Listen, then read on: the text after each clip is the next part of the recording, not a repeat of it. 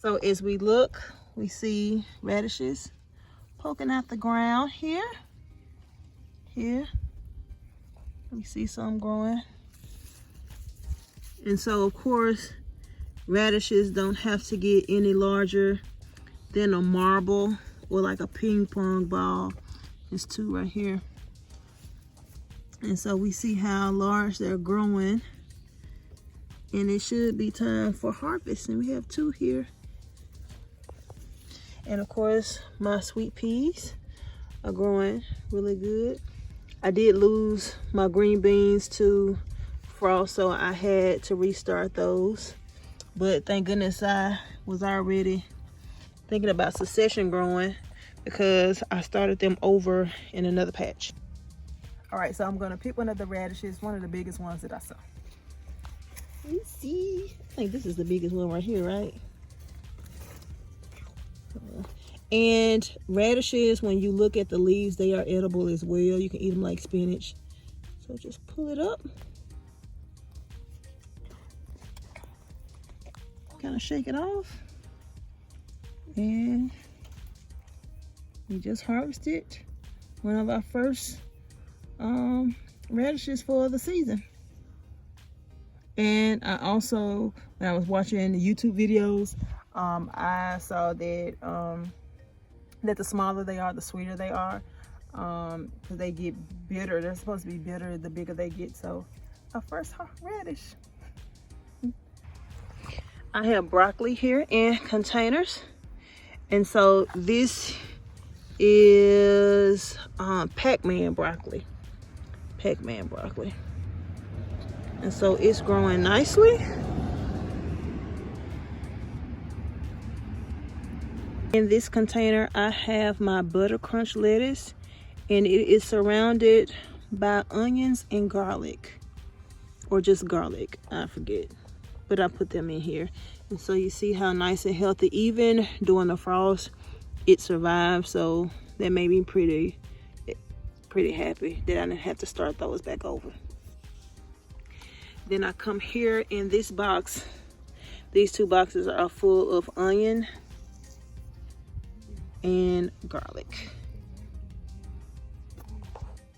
In this container, I have my potatoes, and I placed a wooden stick, just a little piece, to show where my potatoes are planted. And so we have flowers from them, and then I have, I believe this is garlic. I have garlic growing in here with my potatoes. And then you see I have some growth coming in here. Over here is a box just full of potatoes. When I grew this, I placed grass clippings at the bottom, and then I placed soil, compost mixed with vermiculite. Then I placed potatoes, and then I placed more soil with vermiculite on top. And we had a frost not too long ago, and I thought that the potatoes had died, but they actually made it through. So I have potatoes, one potato in each corner, a potato in the center, and potatoes in each corner.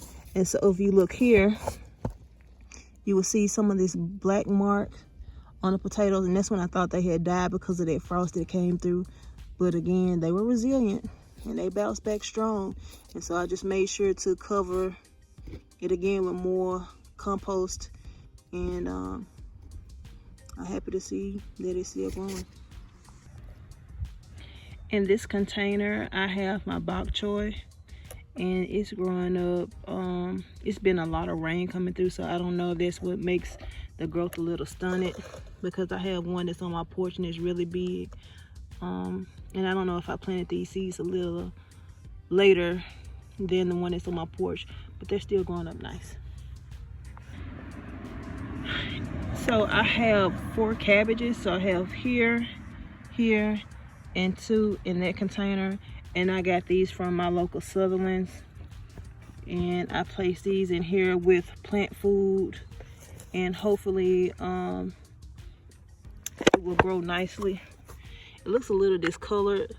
They were out here during the frost. I didn't take them in because I figured they would be okay, like my butter crunch lettuce.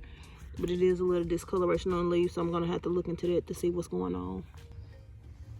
In this container, I have snow crown cauliflower, and again, they were also left outside. I bought a 4-pack from my local Sutherland's. I see a little discoloration on the leaves. I do have plant food here, and vermiculite, compost. I don't know if I put earthworm castings, but hopefully it will survive. And so here is more of the cauliflower. And I just put this little one in here just to see if it was going to survive, but most of them have their own container. And so here's the radish all clean now. Here are the strawberry plants that we bought. I forgot where we got them from, but this one is the June berry. It doesn't have anything on it, but when I left it outside, I see that it has some discoloration in the leaves.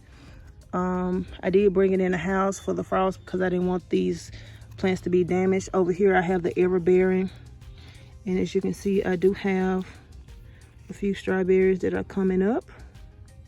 It looks nice and healthy.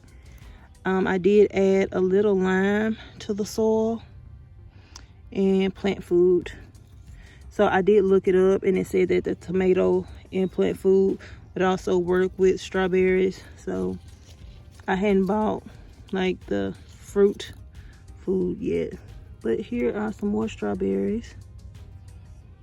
And we did have one, and something like it ate this one.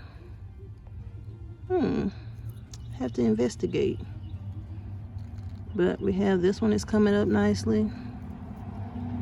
This one is coming up nicely. But something looks like it's eating this one and this one. I have, I believe, marigolds or zinnia in this pot.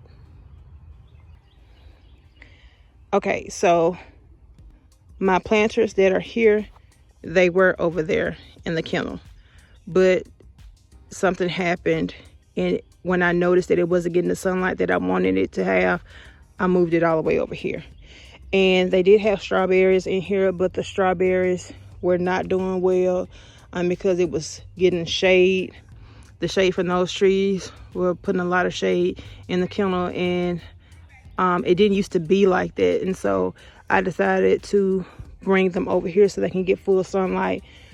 The strawberries didn't make it, so I took the bare root strawberries out, and this morning I recently planted in the planters basil here, radishes here, more basil here, and